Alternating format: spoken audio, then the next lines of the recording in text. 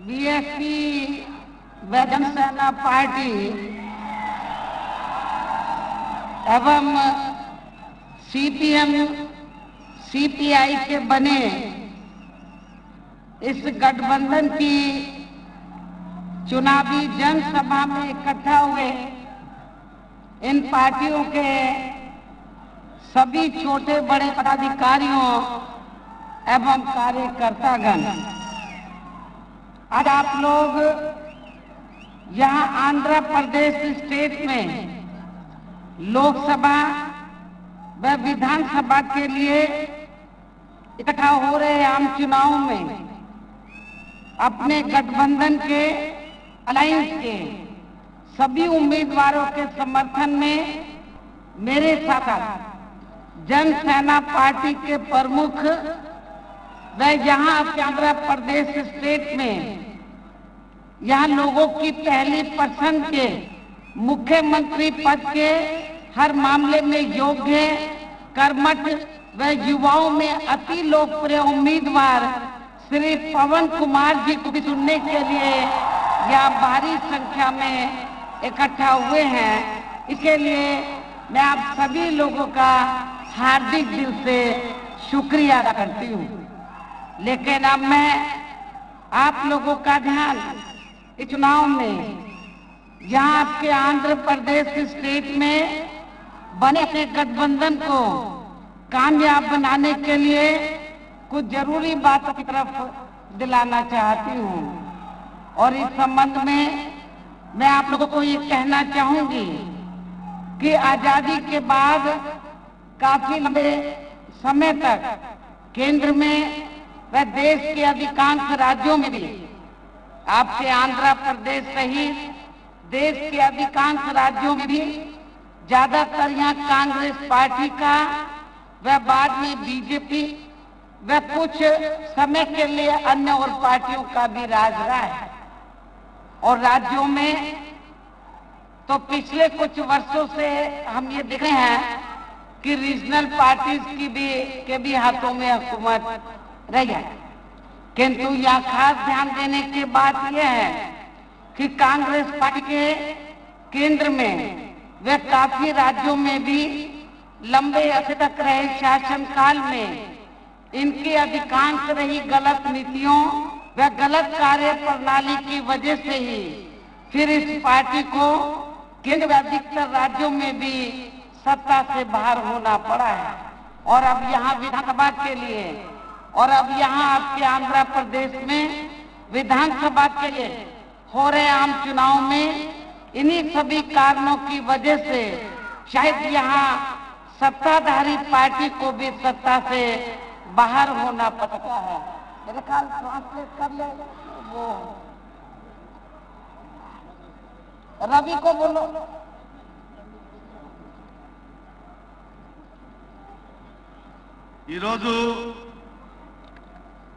ఆంధ్రప్రదేశ్ లో Janasena CPM CPI మరియు Bahujan Samaj party సంయుక్తంగా నిర్వహిస్తున్న ఈ ఎన్నికల ర్యాలీలో నేను మీతో ప్రసంగించడానికి వచ్చాను। మరి ఇక్కడ ఈ యొక్క అలయన్స్ మరి మా మధ్యలో కుదిరినటువంటి ఒప్పందం ప్రకారం మరి ఇక్కడ ఈ సంయుక్తంగా ఈ పార్టీలన్నీ పోటీ చేస్తున్నాయి। ఈ క్రమంలో చాలా విషయాలు మీతో పంచుకోవడానికి వచ్చాను। ముఖ్యంగా ఈ దేశానికి కాంగ్రెస్ చాలా కాలం పరిపాలన చేసింది, 70 సంవత్సరాలు దాదాపు పరిపాలన చేసింది। అలాగనే భారతీయ జనతా పార్టీ కూడా పరిపాలన చేసింది। అలాగనే చిన్న చిన్న పార్టీలు కలిసి కూడా ఈ దేశాన్ని కొంతవరకు ఏలాయి। కానీ ఇవేవి సామాజిక న్యాయం కానీ అభివృద్ధి కానీ సాధించలేకపోయాయి। అందుకే ఈరోజు కాంగ్రెస్ లాంటి పార్టీ అనేక రాష్ట్రాల్లో అధికారాన్ని కోల్పోయి చతికిలబడింది। అలాగనే మరి ఈ రాష్ట్రంలో మా మధ్యలో పవన్ కళ్యాణ్ గారు మరి ఈ రాష్ట్రానికి ముందుకొచ్చారు। మరి వారితో మా అనుబంధం పెరిగిందని చెప్పి తెలియజేస్తున్నాను। इसके साथ साथ अब दिन में लोकसभा के लिए हो रहे आम चुनाव में बीजेपी भी केंद्र में अपनी सरकार की रही, खासकर आरएसएसवादी, पूंजीवादी, संकीर्ण सांप्रदायिक, द्वेषपूर्ण व जातिवादी गलत नीतियों व गलत कार्य प्रणाली की वजह से इस बात से जरूर बाहर चली जाएगी और इस बार चुनाव में इनकी कोई भी नाटकबाजी व जुमलेबाजी काम आने वाली नहीं है। ఈ రోజు మరి ఈ పరిస్థితులు మారిపోయినాయి। వీళ్ళకి అనేక మోసాలతో అధికారంలోకి వచ్చినటువంటి వాళ్ళు ఏ రకంగా అభివృద్ధి చేయకపోవడము, సమన్యాయం చేయకపోవడం ద్వారా ఈ రోజు వాళ్ళ నాటకాలు బంద్ అయిపోయినాయి, ఆగిపోయినాయని చెప్పేసి నేను తెలియజేస్తున్నాను। और खासकर अब बीजेपी की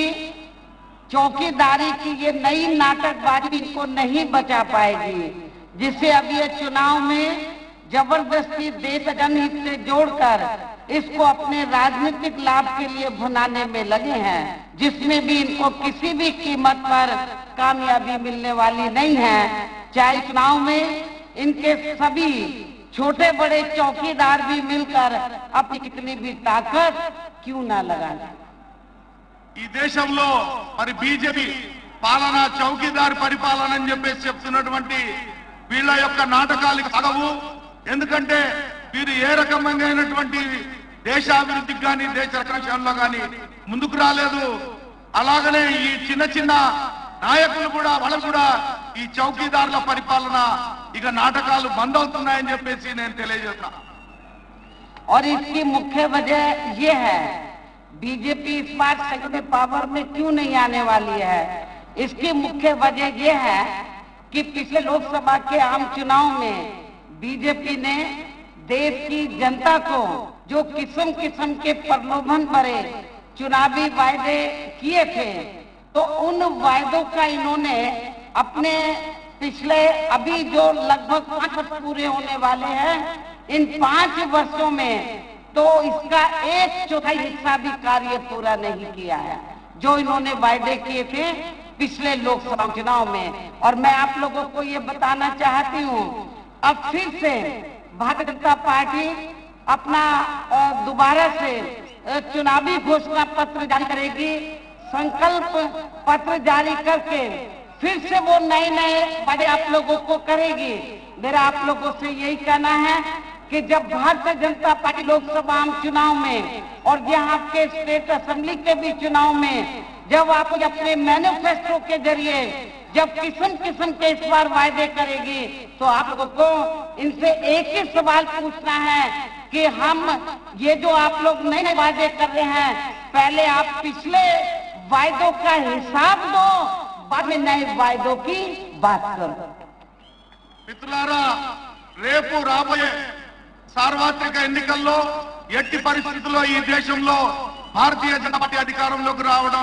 రాదు అని చెప్పేసి నేను చెప్తున్నాను। ఎందుకంటే గత 5 సంవత్సరాల క్రితం భారతీయ జనతా పార్టీ ఒక మేనిఫెస్టోని రిలీజ్ చేసింది, దాంట్లో అనేక వాగ్దానాలను చేసింది। ఆ వాగ్దానాల్లో నేటి వరకు 4.5 సంవత్సరాలు కావస్తున్న ఒక వాగ్దానాన్ని కూడా నెరవేర్చలేదు। అందుకే ఈ రోజు దేశంలో ప్రజలు బుద్ధి చెప్పబోతున్నారు। అలాగే ఈ రోజు కొత్త నాటకం తెరెత్తి మళ్ళా కొత్తగా ఒక వాగ్దాన పత్రాన్ని తయారు చేసి మళ్ళా మీ ముందుకు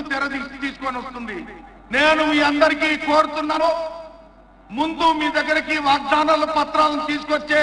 ఈ పార్టీలకు పాత వాగ్దానాలను మీరు నెరవేర్చినారా అని చెప్పి ప్రశ్నించాలని చెప్పేసి నేను కోరుతున్నాను। मेरा आप लोगों से यही कहना है कि अपने देश को आजाद हुए वर्षों बीत चुके हैं और आजादी के बाद केंद्र में और ज्यादातर राज्यों में कांग्रेस पावर में रही, उसके बाद बीजेपी अन्य पार्टियां भी पावर में रही, लेकिन इन सभी पार्टियों ने, चाहे वो वीकर सेक्शन के लोग हैं, चाहे वो अपर कास्ट में से गरीब लोग हैं, चाहे रिलीजियस माइनॉरिटीज में खासकर मुस्लिम समाज के लोग हैं, किसान हैं, मजदूर हैं, व्यापारी हैं, छोटे व्यापारी हैं, इन सब लोगों का इन सरकारों में कोई खास भला नहीं हो सका है। सभी ये लोग बड़े पैमाने पर टूटे हैं। और इतना ही नहीं, मैं वीकर सेक्शन के लोगों को ये बताना चाहती हूँ, जब केंद्र में और आपके यहाँ आंध्र प्रदेश में भी जो भी पार्टी इधर पावर में रही, तो आप लोगों का रिजर्वेशन कोटा बाबा साहब डॉक्टर अंबेडकर के अथक प्रयासों से इस देश में आपके आंध्र प्रदेश सहित तो पूरे देश में एससी, एसटी और ओबीसी को जो रिजर्वेशन मिला है सरकारी नौकरियों में, वो रिजर्वेशन का कोटा भी अभी तक पूरा नहीं हुआ है। ना तो नेशनल लेवल पर सेंट्रल की सरकारी नौकरियों में आपके आंध्र प्रदेश में आपका रिजर्वेशन कोटा अभी भी अधूरा पड़ा है। और जहां तक माइनॉरिटी में मुस्लिम समाज का सवाल है, उनकी भी हालत बहुत ज्यादा खराब है और इसका खुलासा सत्तर कमेटी की रिपोर्ट में भी किया गया है। और इतना ही नहीं, अब तो Bharatiya Janata party and company के लोग, आरएसएस के लोग तो प्राइवेट सेक्टर में आरक्षण देने की व्यवस्था किए बिना ही तो इस देश के अंदर चाहे सेंट्रल की गवर्नमेंट है चाहे राज्यों की गवर्नमेंट है, तो बड़े बड़े जो भी सरकारी कार्य हैं वो प्राइवेट सेक्टर के जरिए बड़े बड़े पूंजीपतियों, धंधा सेठों को दिए जा रहे हैं, जबकि यहाँ पर प्राइवेट सेक्टर में कोई रिजर्वेशन की व्यवस्था नहीं है। ऐसी स्थिति में एससी, एसटी, ओबीसी वर्गों का जो रिजर्वेशन है तो अपने आप धीरे धीरे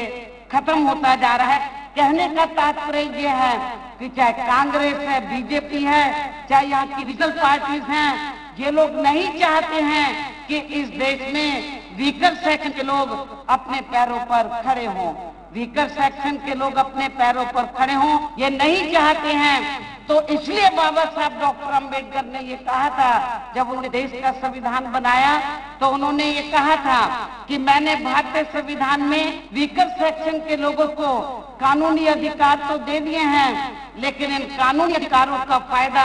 तभी मिलेगा जब इन लोगों के हाथों में सेंटर और स्टेट की इस मास्टर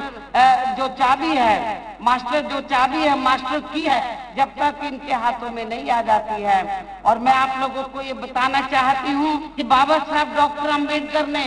आपको कानूनी अधिकार ही नहीं दिए, बल्कि आपको रास्ता भी बताया कि इसका फायदा कैसे लेना है। और इसका फायदा आप लोगों को दिलाने के लिए माननीय श्री कांशीराम जी ने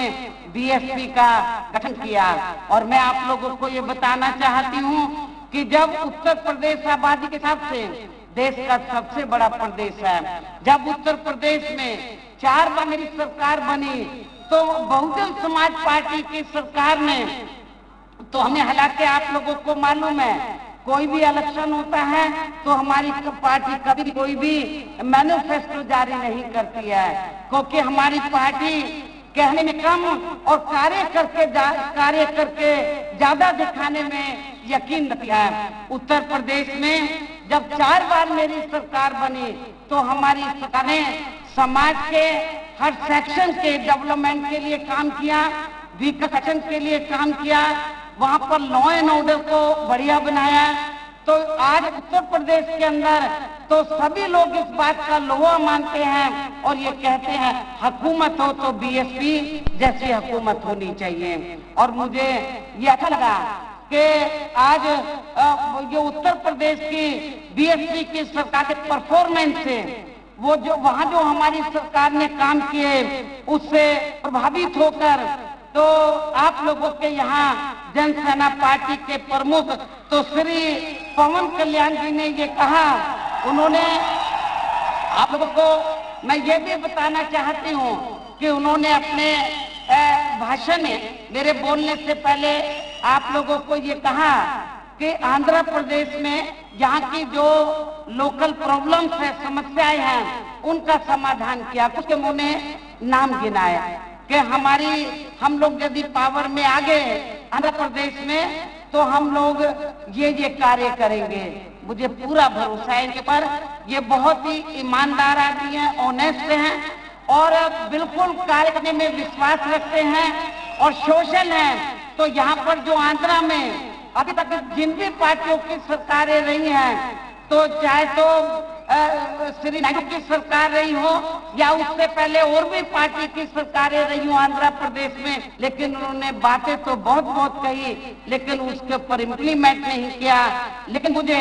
श्री पवन कल्याण जी के ऊपर भरोसा है कि इन्होंने जो कुछ आज आप लोगों के सामने कमिट किया है, जो कुछ उन्होंने आज कमिट किया है, जो वायदा किया है कि यदि आंध्र प्रदेश में हमें सरकार बनाने का मौका मिला तो हम वेलफेयर में यहाँ ये काम करेंगे, लोकल प्रॉब्लम जो है उसका हम लोग हल करेंगे, समाधान करेंगे। तो मुझे पूरा भरोसा है कि इनके ऊपर तो बीएसपी का पूरा छाप इम्पैक्ट पड़ा हुआ है और जो इन्होंने कहा उसको अपनी कमिटमेंट को ये जरूर पूरा करेंगे, ऐसा मुझे पूरा भरोसा है। और मैं आप लोगों को ये भी बताना चाहती हूँ कि यदि सेंटर में हमें सरकार बनाने का मौका मिला तो सर्व समाज के हितों का पूरा ध्यान रखा जाएगा और वीकर सेक्शन के हितों का प्राथमिकता के आधार पर पूरा ध्यान रखा जाएगा। और आंध्र प्रदेश के लोगों को मैं ये बताना चाहती हूँ, आप लोगों की लंबे अरसे से डिमांड रही है कि आपके जो स्टेट है, बहुत ये तेलंगाना अलग से स्टेट बनने के बाद आप लोग ये चाहते हैं कि आपका जो स्टेट है तो ये मजबूत होना चाहिए, हर मामले में ये ताकतवर होना चाहिए, मजबूत होना चाहिए, यहाँ पे सुविधाएं मिलनी चाहिए सेंटर की ओर से। और आपको ये मालूम है कि केंद्र में कांग्रेस जब पावर में रही तो आंध्र प्रदेश से जो भी मेंबर पार्लियामेंट चुनकर गए उन्होंने काफी स्ट्रगल किया कि आंध्र प्रदेश को स्पेशल स्टेट का दर्जा दिया जाए। ना कांग्रेस ने दिया, ना बीजेपी ने दिया, ये पार्टियां कहती कुछ है और करती कुछ है। लेकिन मैं आंध्र प्रदेश के लोगों को ये विश्वास दिलाना चाहती हूँ, मैं आपको विश्वास दिलाना चाहती हूँ, यदि हमारी पार्टी को सेंटर में सरकार बनाने का मौका मिला तो आप आंध्र प्रदेश स्टेट को स्पेशल दर्जा दिया जाएगा। यहाँ पर आंध्र प्रदेश स्टेट का स्पेशल ध्यान दिया जाएगा और यहाँ की जो लोकल प्रॉब्लम्स है तो उनको भी जरूर दूर किया जाएगा। तो ये कुछ जरूरी बातें मैंने आप लोगों के सामने रखी हैं। स्टेट लेवल पर भी, स्टेट में यहाँ पर कोalition की सरकार बनी तो मैं आपको ये विश्वास दिलाना चाहती हूँ कि श्री पवन कल्याण जी जरूर उत्तर प्रदेश के पैटर्न पर चलकर यहाँ पर सर्वजन हिताय वे सर्वजन सुखाय की सरकार ये जरूर चलाएंगे। मुझे इनके ऊपर पूरा भरोसा है। और सेंटर में यदि हमें सरकार बनाने का मौका मिलता है तो नेशनल लेवल पर तो सर्व समाज के हितों का ध्यान रखा जाएगा, वीकर सेक्शन के हितों का प्राथमिकता के आधार पर ध्यान रखा जाएगा और आपके स्टेट की जो भी यहाँ की लोकल प्रॉब्लम्स होंगी उनका भी समाधान किया जाएगा। इन्हीं जरूरी बातों के साथ ही अब मेरा यही कहना है कि आप लोगों को अपने खुद के वे आंध्र प्रदेश स्टेट के पूरे देश के भी हित में अपने वोटों को इन सभी विरोधी पार्टियों को, कांग्रेस, बीजेपी, यहाँ की रीजनल जो पार्टीज हैं उनको ना देकर केवल यहाँ अपने बीएसपी व जनसेना पार्टी एवं सीपीएम, सीपीआई आदि के बने इस गठबंधन को ही देना है। जो ये केंद्र व यहाँ के आंध्र प्रदेश में भी अपनी सरकार बनने पर फिर यहाँ आपके प्रदेश से पूरे देश में अपनी पार्टी की सर्वजन हिताय व सर्वजन सुखाय की नीतियों पर आधारित ही सरकार चलाएगी। इसके साथ ही मैं फिर इस बात को रिपीट करती हूँ, केंद्र से जुड़ी आपके स्टेट की जो भी यहाँ स्थानीय समस्याएं होंगी तो उन्हें भी फिर जरूर दूर किया जाएगा। इसके अलावा देश में आपके स्टेट एवं जनहित के कार्यों को करने के साथ साथ जहाँ समाज में खासकर वीकर सेक्शन के हितों का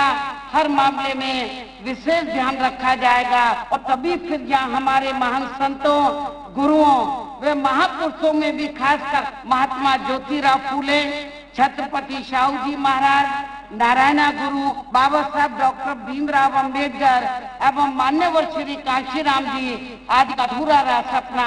जरूर साकार हो सकता है, जिसके लिए अब आप लोगों को यहाँ अपने इस बने गठबंधन के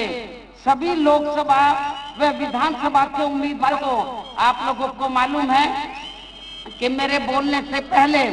श्री पवन कल्याण जी ने अपनी पूरी बात आप लोगों के सामने रखी और अपनी बात रखने के साथ साथ तो अलायंस के जो हमारे कैंडिडेट हैं, कोalition के जो हमारे कैंडिडेट हैं तो उनके बारे में चाहे वो लोकसभा के हैं या विधानसभा के हैं उनका उन्होंने परिचय दिया, उनका इंट्रोडक्शन दिया उनका आप लोगों के उनको उनके बारे में बताया कि ये उम्मीदवार इस सीट से खड़े हैं, तो मैं समझती हूँ कि आप लोगों को अब आप लोगों को अपने इस बने गठबंधन के सभी लोकसभा व विधानसभा के उम्मीदवारों को आप लोगों को जरूर कामयाब बनाना है। इस उम्मीद के साथ ही अब मैं आप लोगों से यही अनुरोध करती हूँ कि इस चुनाव में बीएसपी, जनसेना पार्टी एवं कम्युनिस्ट पार्टी के बने गठबंधन ने यहाँ के आंध्र प्रदेश में जिन लोगों को भी यहाँ लोकसभा व विधानसभा का प्रत्याशी बनाया है, जो यहाँ आप लोगों के सामने मंच पर बैठे हैं, जिनका परिचय श्री पवन कल्याण जी ने आप लोगों के सामने दिया है, तो उन्हें अब आप लोगों को रात दिन मेहनत करके भारी वोटों के अंतर से जरूर जिताना है। तभी फिर हमें केंद्र में अपनी सरकार बनाने में आप लोगों की मदद मिल सकती है और तभी फिर इस बने गठबंधन द्वारा यहाँ श्री पवन कल्याण जी को भी आंध्र प्रदेश का युवा मुख्यमंत्री बनाया जा सकता है। तो फिर ये बीएसपी के पैटर्न पर चलकर ही यहाँ अपनी सरकार चलाएंगे, ऐसी मुझे इनसे पूरी उम्मीद भी है। और अब इसके लिए आप लोगों को करना क्या है कि प्रातः वोट वाले दिन बीएसपी के लोकसभा व विधानसभा के सभी उम्मीदवारों को बीएसपी का जो हाथी चुनाव चिन्ह है, हाथी चुनाव चिन्ह के सामने वाले बटन को दबा के और जनसेना पार्टी के लोकसभा व विधानसभा के सभी उम्मीदवारों को गिलास चुनाव चिन्ह के सामने वाले बटन को दबा के